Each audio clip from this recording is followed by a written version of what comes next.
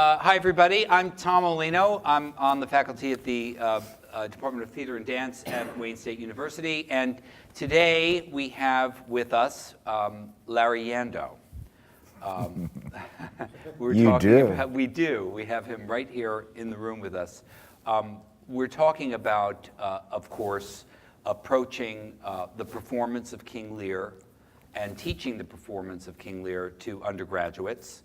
And Larry, I think, is sort of the perfect person to have in the room and talk a little bit about Lear and about approaching the performance of Lear.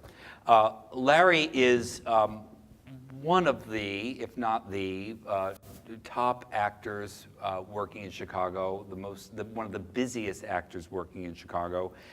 He's appeared at the Goodman Theater in not only for many years as Ebenezer Scrooge in A Christmas Carol, but as well in The Little Foxes, The Jungle Book, Candide, Mary Zimmerman's adaptations of both The Jungle Book and Candide. His Chicago credits also include Titus Andronicus, The Tempest, King Lear, Julius Caesar, The Two Noble Kinsmen, Cymbeline, Timon of Athens, All's Well That Ends Well, Henry IV, Parts 1 and 2, Antony and Cleopatra, The Two Gentlemen of Verona, at Chicago Shakespeare Theater, Measure for Measure, The Importance of Being Earnest, as well as plays like Angels in America, Travesties, An Ideal Husband, and many more. One of the most constantly working actors that is around today. And in terms of the American theater, I would say one of the top actors working in the American theater today. When you look at this, apart from what's happening in New York or Los Angeles, this is one of the stellar actors in the American theater today. Larry's been the recipient of several Jeff Awards. I don't know how many, Larry. I can't even count from this. As well as, right. As well as being honored as the recipient in 2014 of the Sarah Siddons Award in Chicago, which is for Chicago's leading man, and that's a pretty high honor to get. Larry's taught classes at DePaul University, Northwestern, Columbia College in Chicago, and Chicago Shakespeare Theater's classical training program.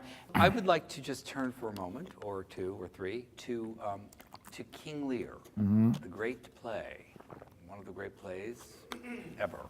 Yep. And you I had agree. the opportunity to play Lear for Chicago Shakespeare Theater.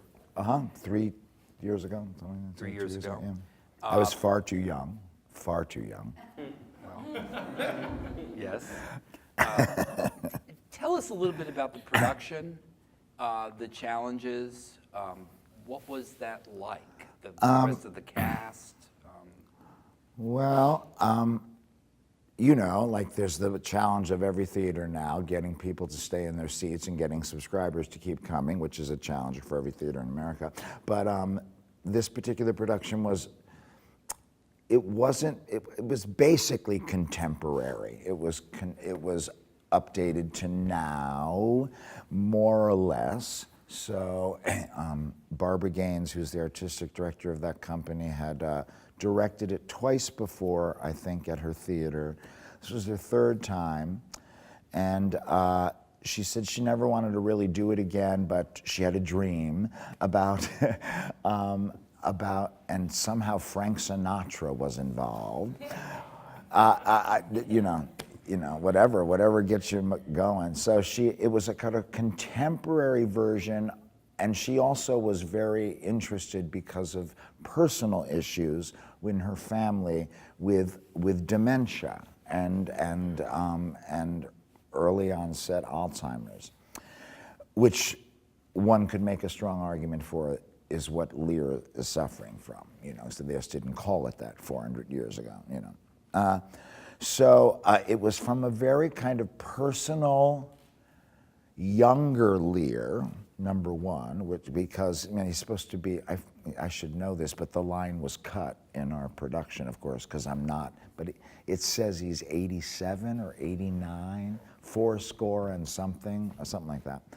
So that was cut. But we played at just my age, which is 50s, you know, so, which is, and that disease and that kind of loss of will and a hold on reality and everything you've known could happen at that age easily. So it was basically, it was the kind of journey of this man with Frank Sinatra singing in his head all the time, which actually made some bizarre sense.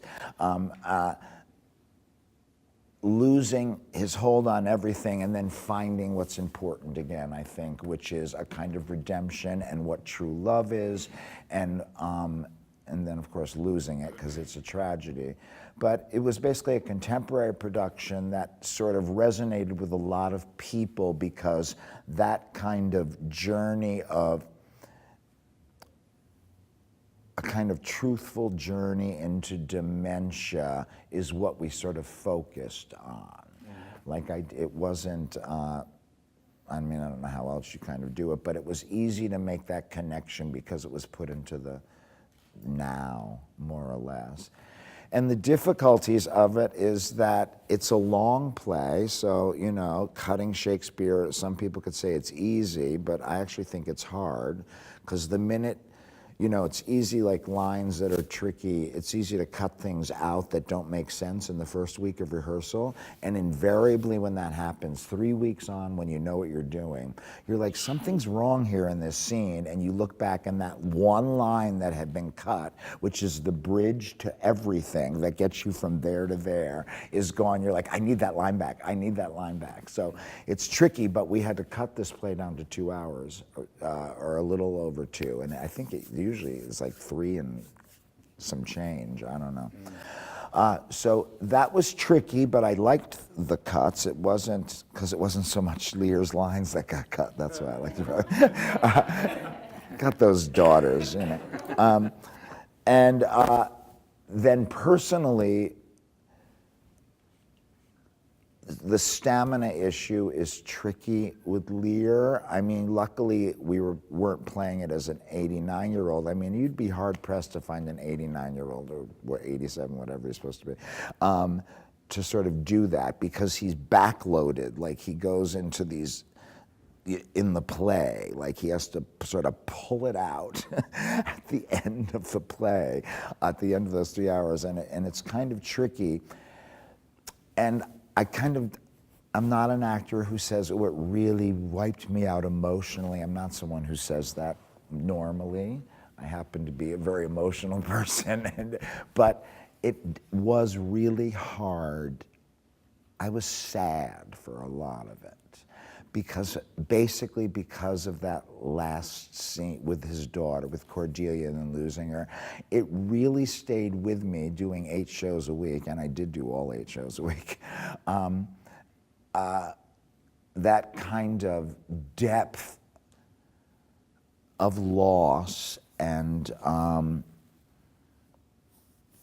the idea of being alone, because the friends go, and not knowing where you are anymore, and the one thing you do know is true and remember and is palpable dies in your arms, you know what I mean? So that kind of stayed with me for the run of that show, and that was hard. That was hard. I guess that's happened to me before a little bit, but it didn't seem so pervasive or something. Textually, it's beautifully written, and you know, I always say this, like, I think it's the easiest thing in the world to learn Shakespeare because the music is so apparent on the page. It's sort of, and his good play, you know, the ones that are really good, like any good contemporary play. Like I did Angels in America like 2 years ago, a couple years ago. The same thing, those lines were just so easy to learn because the playwright, great playwrights, I feel like they channel something, that, like they're channeling something that goes through them onto the paper, which Shakespeare did so often. From, I said this I think yesterday, from a 13-year-old girl, Juliet, to Lear and everything in between, he somehow understood on not just the level here, but from his heart and his gut and his spirit. And could put it on paper when everything was working in sync. So once you find however your way is into the text is, it kind of rolls off your tongue or something, like there's nothing else you could say at that particular moment. And I felt like that with Lear, like it all kind of made sense. Yes, we have to do our actors' work and connect the dots and all that stuff, but it wasn't difficult, any more difficult than anything else. And in fact, I felt like it soared very often. And I mentioned Tony Kushner, same thing with Angels in America, and many other great plays, you know.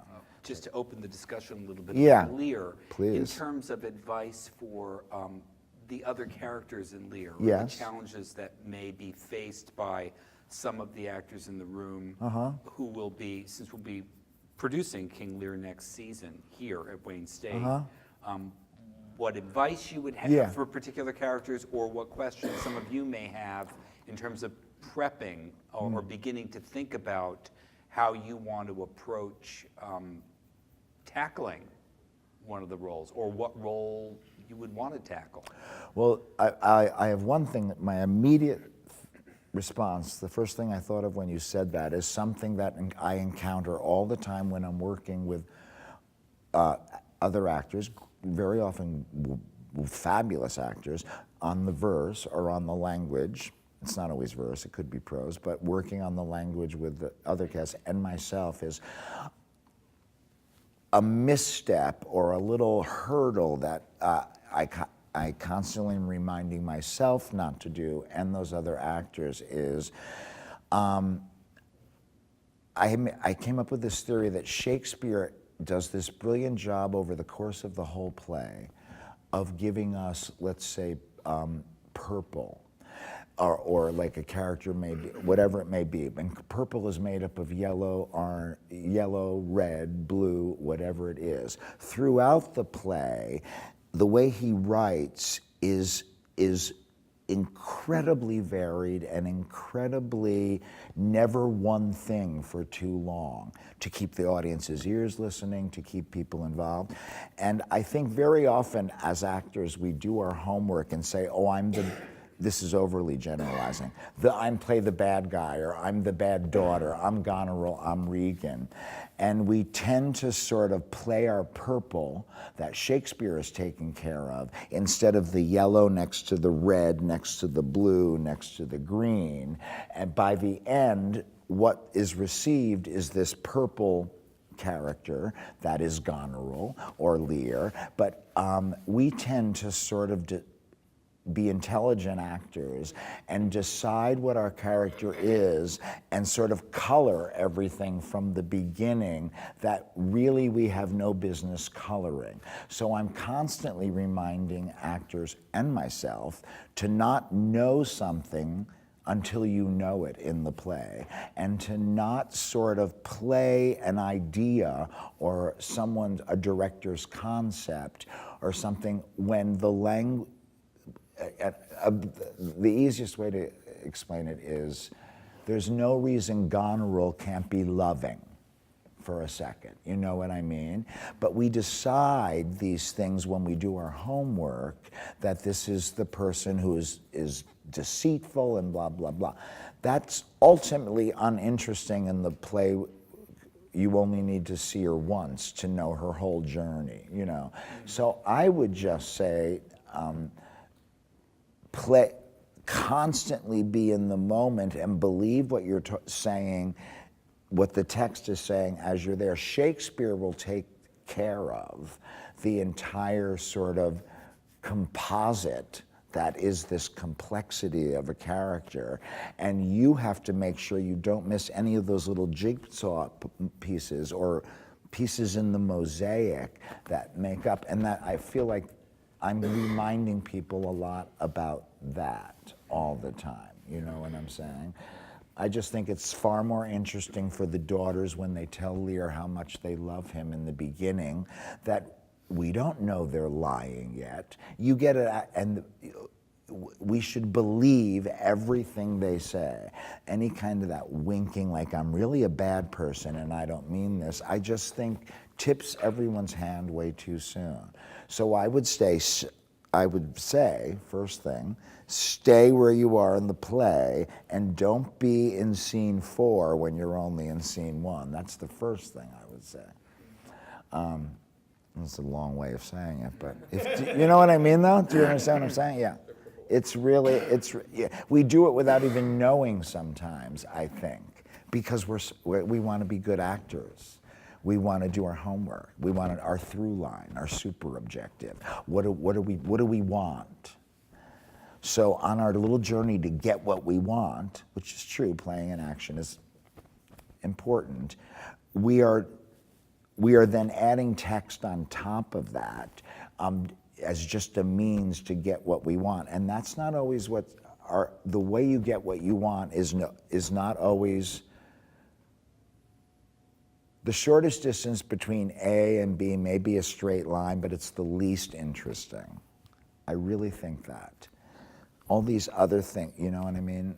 It's far more interesting. So I like to think of character as three-dimensional, and especially Shakespeare's texts, and not linear almost, even though the script starts with the first word and moves forward right till the end. It never kind of backtracks, but who you are comes from a million different places at once. Oh, somebody asked a question. Yeah, I'm sick of my own voice. Yeah. I was trying to make sense of this. I hope to God that this makes sense. It's very likely that our family, right, won't look like a typical family because of the mix of people that we have. So I guess my question is if you can speak to sort of what elements of family we should be grabbing at immediately that will say, this is this guy and his children. Does that make sense? Yep. You know, My Cordelia was African American. My Goneril was African American. My Regan was the blondest girl from North Dakota you ever saw in your life.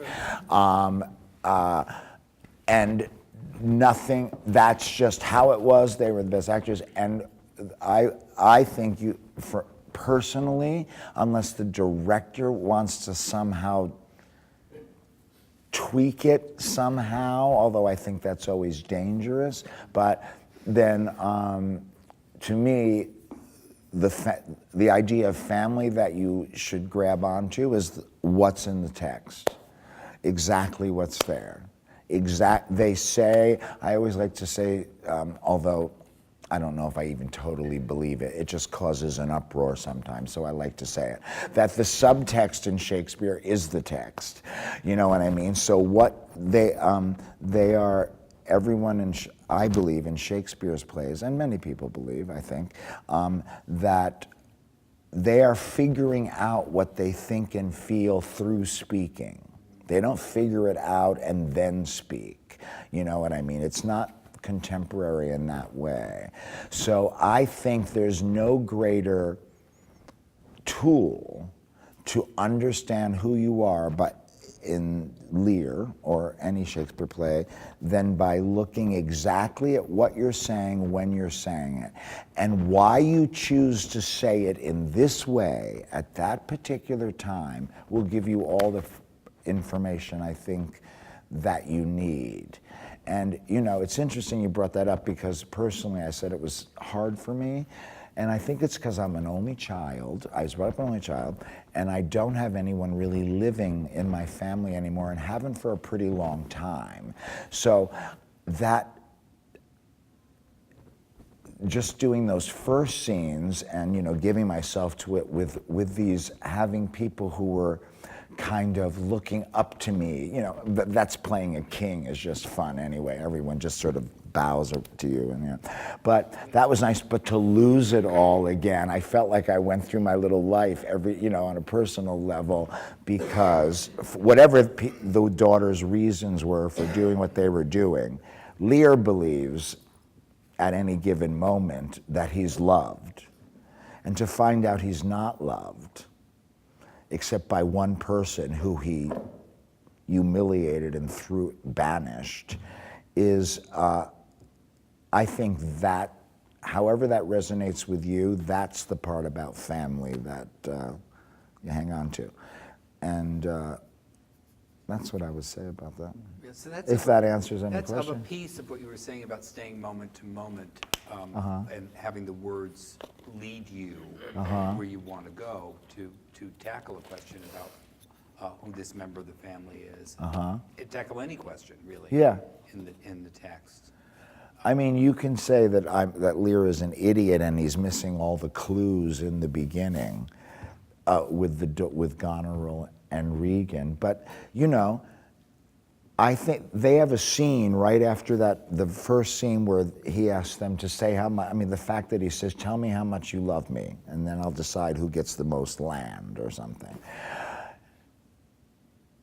I think they have a scene, the girls, after, where we find out everything that's going on with them. To do that scene in the beginning is just like, just not fun, theatrically, or interesting. To sort of tilt it to that later. I always think keep suspense and for as long as possible, and don't let the audience be ahead of you, you know what I mean, or the listeners.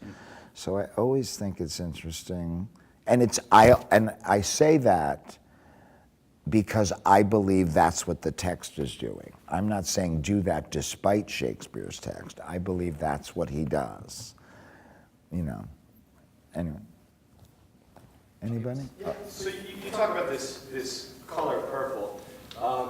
Yeah. What do you think King Lear's, or what was not what do you think King Lear's? What was your sort of core principle, and did it shift, or was it realized throughout King Lear? You mean as to the driving factor from start to finish? Maybe your super objective. Yeah. Or I'm not sure. Let me think. I mean, well, I can think about that. I'm so sorry to go back on this, but you know how I came up with that purple thing? I was teaching a text class or something, and I was trying to explain something, and I thought of Seurat's painting. You know what I mean? How he did pointillism, like he would try to get the umbrella to be purple, and then he'd go, wait, but the way he did it was by dotting the combination of yellow, blue, and red, and then he'd stand back and your eyes would make purple, and it wouldn't be the right purple, so he'd go up and he'd try to figure out, does he need more yellow dots next to red dots? And I thought, oh my God, that's what Shakespeare has done, has created that purple, but the only way you see the right purple is if in the correct combination of yellow next to green, next to red. And I don't know, I felt so smart that day when I thought of that. I'm like, oh my God, that's so brilliant. So now I keep trying to bring it up, but I realize I didn't tell you why I thought of that. I believe that Lear, I guess my driving factor was, that's tricky, I'm not really sure. I know I mean to be, he says in the beginning, he gives his land away because he wants to just have fun, or I'm paraphrasing ridiculously, but I don't want to do this anymore, and he starts giving it away as he crawls toward death, and then he just has fun with his men. So I think he wants to be worshipped and adored without having any of the responsibility of a king anymore. So I guess one could say it's a play about you can't have your cake and eat it too. I don't know. Because what then happens is he, in a moment of selfish ego, he sort of does something, he tests his daughters and chooses the wrong outcome, and then and misses what was probably what would have been his saving grace, which was Cordelia, and then it leads him or opens the door to madness. So I guess it's kind of about,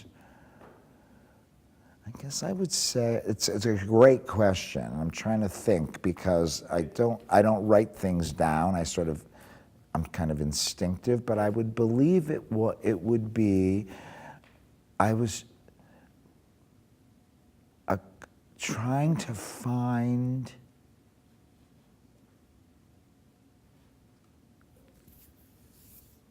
myself, but I'm not sure that's it, but love, I guess. Trying to find peace. I guess it would say I was trying to find peace. I'm trying to think of something that goes through the beginning of the play and then also the mad part of the play. And I guess both of those could be there, although there's an argument to be said that when he's mad, he kind of doesn't have any more agitation at some point, whether that's true or not, but he does kind of, But, it's interesting to hear you answer this question.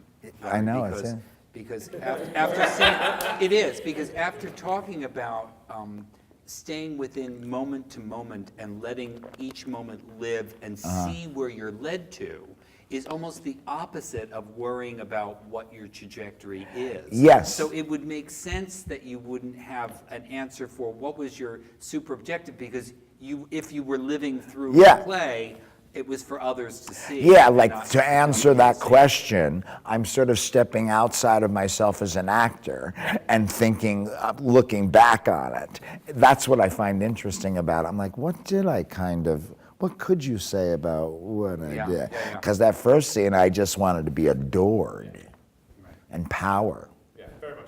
But our second act, I didn't really, power wasn't all that important. I wanted my fool or whatever. Great. Do we have, yes? Speaking of the Fool, actually, a couple of us are working on a devised piece based on Shakespeare's Fools. So could you sort of speak to that relationship as you experienced in that play, in Lear? I find it so interesting. He comes into the play late. You hear him talked about. He comes in 40 minutes into the play. You know what I mean? And then leaves for the whole second half almost. You know what I mean? He's only in this little tiny thing, and yet it is absolutely the crucial fool thing, which is used in different ways with Shakespeare plays. The voice of reason, the voice of understanding, the voice to keep people in line, particularly kings. In this instance, it's a little. First of all, I was lucky enough that one of my best friends played the fool, Ross Lehman, who's a brilliant actor, and he's also happens to be brilliant at fools and clowns. But so that kind of, you know how you look to someone right away without going through your head when there's any sort of discomfort or dysfunction, you sort of go, whoever that person is, that's what the fool is to Lear. Although he abuses them and he yells at them, and whatever he does to them, but he needs him. And I feel like you could make an argument dramaturgically that he's like the sort of other side of Lear, and they're both maybe the same person, and that Lear becomes the fool, and that's why the fool disappears after Lear goes mad. You know that, but it's kind of the fool to me is the center of reason, but also. His reason is connected to his heart, is connected to his spirit. They're all in sync somehow. And he's also a showman very often and performs. And that's how he can say things that other people can't say. That's his, but the argument he makes is always a truth. So I think the fool is always a kind of truth that the characters around might not realize at that moment, but that's the person you look to understand what's really going on, what might really be happening at that moment. And it's funny, when he loses that awful scene with the daughters before the big storm, the last thing he says, like in that speech, Reason Not the Need, when he runs out and before the storm, is fool. He yells for his fool.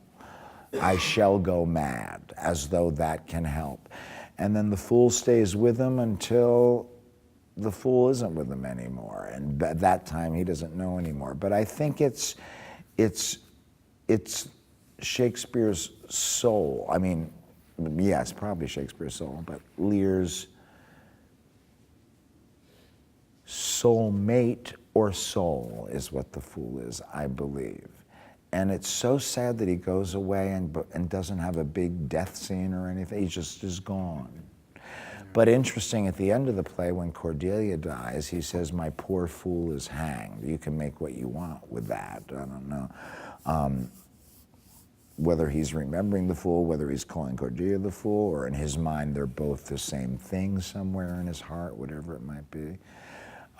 And I think fools have a tricky business acting because they have to have that, a kind of gravitas that is not played at or manufactured. It's kind of be there, and yet they also have to have a sort of facility with language and an understanding and a sort of theatrical showmanship to varying degrees. Touchstone, Festi, you know, although they're clowns really, but you know, you could say they operate the same way. But so it's actually a tricky part. It may be this big in the show, but I think it's the core, because it's the core of Lear. He's like inside a manifestation of sound logic and a sound heart somehow. But you can't really play that. So I don't suppose. What's your super objective? To be a sound heart. But nonetheless, I think that with those things I said have to exist both at the same time. But I think that about any character. It's got to be a darkness and a lightness that you don't know which one's going to go like this at any moment. And I think that's how Shakespeare writes. And both are allowed, which is what Here we go. You speak a lot of Lear's madness, obviously from personal experience, but do you think that plagues anyone else? Say that again. You speak a lot of Lear's madness, but do you think that affects anyone else? Not particularly his madness. Yes. But madness in general.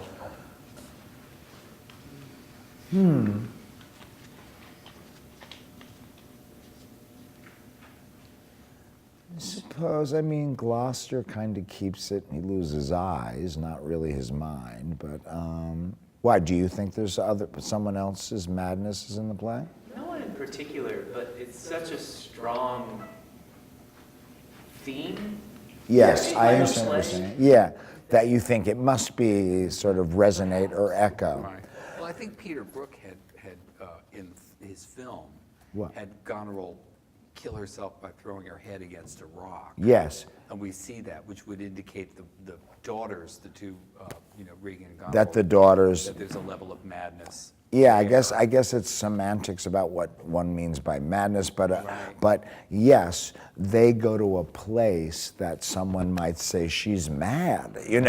They go to such extremes, and then what's her name kills the husband, and so it.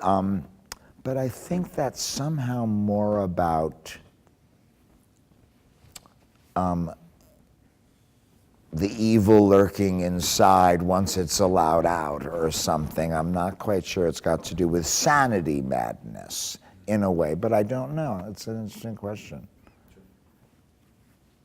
What else? Have you ever seen a production where the fool was doubled by Cordelia? Yeah. No. Because hearing you say that just made me think as the voice of Well, also, there is some people say the same boy actor played both parts, which is why they're not on stage together. But I've never seen it, no. Not that I've seen a lot of productions. I've only seen it like twice, and a film. I did see that Peter Brook thing. I was like, come on, move it. I love Peter Brook, but I was like, oh my God, do that speech. I'm losing. I forgot what you said a second ago. Right. Because you took it. But you could do. I suppose you could do it. Yeah.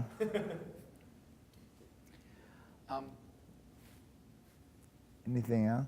What were you going to Anything ask else? before back there? Do you remember? Interestingly, I was going to ask about the pool when Michael okay. was asking about the pool, because it can be played so many different Totally. ways, you know, and any production you see, that's the biggest difference, the widest breadth.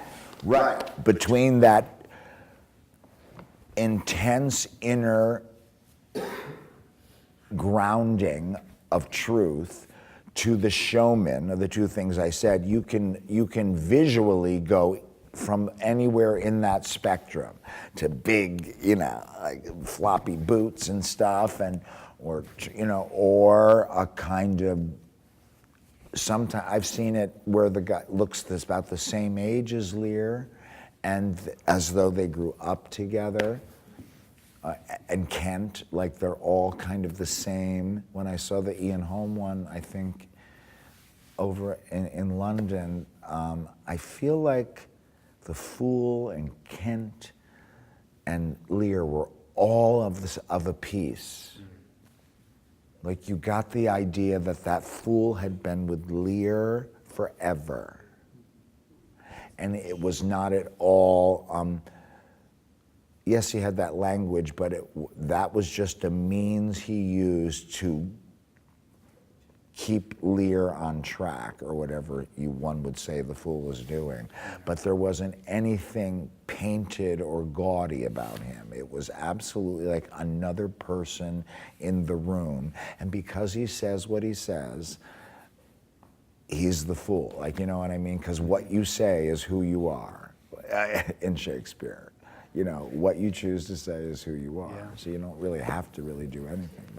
So Yeah. Larry, to sort of sum up a little bit about Lear, I wonder if you could just share with this group who wasn't able to, not all of them were able to watch yesterday, some of the experience of seeing undergraduates approach little snippets of Lear.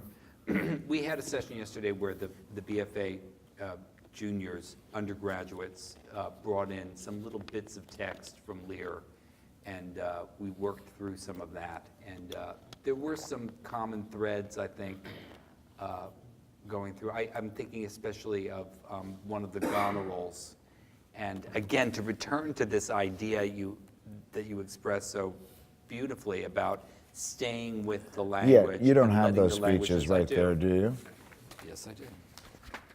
I think this is the one I was thinking of, by day and night. Yeah. So going back, a couple of things that I just noticed when the students yesterday were reading some like 8 or 10 lines or something, which was interesting, was that everyone made intelligent choices about what the speech said, more or less, understood it, wrote a paraphrase, so understood the words, right? And I think this sort of circles back to my purple with the dot thing. So like, for example, the speech, by day, Goneril is freaking out about her father ruining her house.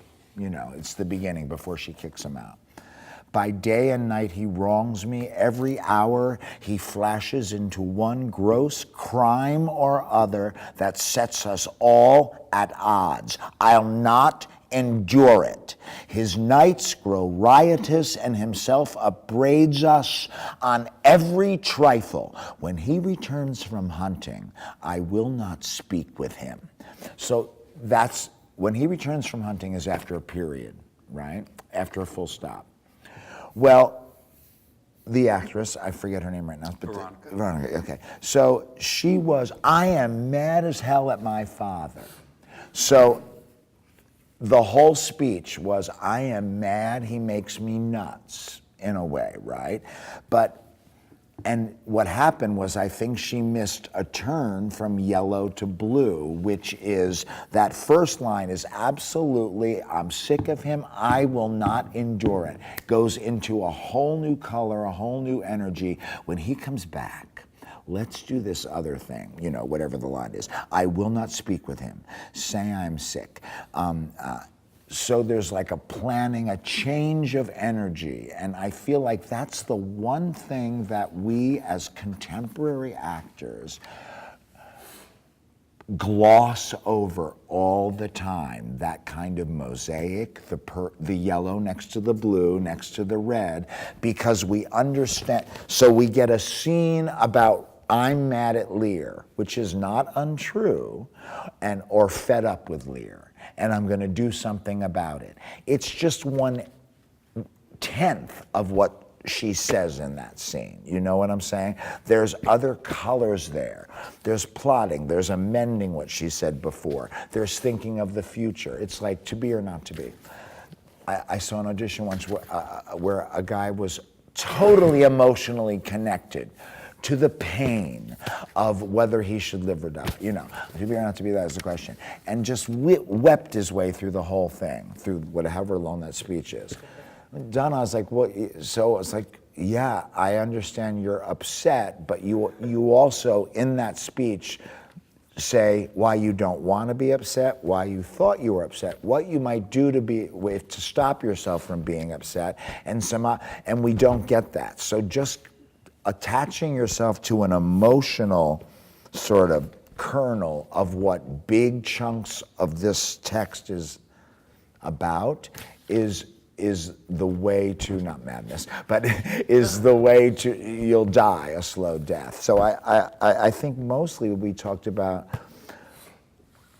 paying attention to all the different colors as you go through. So I went back, and then all of a sudden we're listening a lot more when she stopped and moved on to the next thought. Is that what you're asking? Yes, I just basically? wanted to just share a little bit of that because it yeah. was so connected to punctuation. Yeah, and totally. all the other tools that are in the text that you can. First thing I say to do, if like you had an audition and someone gave you these Shakespeare speeches to go like read in 5 minutes, you will be so far ahead of other actors, I believe, if just look really fast and take a red pen or a dark or black one and mark all the full stops in the speech or the scene. You then know this thought is that long, the next thought is that long, the next thought is that long, okay? So you already know how long you have to keep the ball in the air and an idea sort of bouncing around in your own head as you figure it out. That's a great thing. I also would say do the same thing with colons and semicolons because there's always a kind of energy shift at those, you know. And I don't care if it's the folio or a modern edition of Arden. I don't care if it's been edited or not. That will serve you to look how the thought is cut up by, you know, hopefully mostly by Shakespeare or other hands. And, you know, and then I would just look at the other thing is always, a lot of times yesterday I noticed that there's an energy that runs through Shakespeare that goes from, actually I'd say from consonant to consonant, from word to word, from beginning of the verse line to the end of the verse line, and through the speech and through the play that is forward and kind of charged. And a lot of times I think you'll find the most important ideas, if you're in verse, are going to be at the end of the verse line, the last word or so. And we tend to go down in contemporary speech at the end of our thought, which is the opposite. So I think you'd always be safe, and in that same thing you're marking up for your audition in 5 minutes, would be to also remember that what comes right before that period is your big ta-da moment. That everything led to what comes before the period, and on the way to that period, you have these fabulous little 10-syllable bursts where the most important thing is at the end of that verse line to get you to wherever the period might be. And even if you don't know what the hell you're talking about, you'll sound more like you know what you're talking about than anybody else in the room. But that's what, I mean, it's actually the way he writes, and it's just sort of acknowledging not doing a quarter note when someone wrote a whole note. You know what I mean? It's so funny how actors, I believe, we think, a lot because of our training about everything comes through a specific lens that is our own personal response to the world, right? Which we call truth and honesty and believability. But it always stays about that big. I mean, you won't get very far with Shakespeare if your imagination and stepping out onto a ledge of bigger ideas, bigger passions, revenge, love, and your imagination come into play, you'll remain smothered by this text of Shakespeare unless you sort of leave that little lens of our own experience sometimes. It starts there, but it's brave.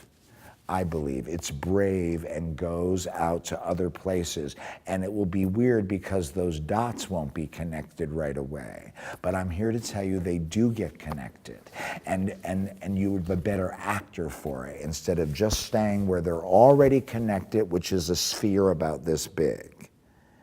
You know what I mean? Your sphere has to take in so much. So there's going to be times when you're like, well, this doesn't feel comfortable. I don't know what I'm doing. So this must be wrong. Quite the opposite, I think. I mean, if I'm any good at all as an actor, I think it's because I think that.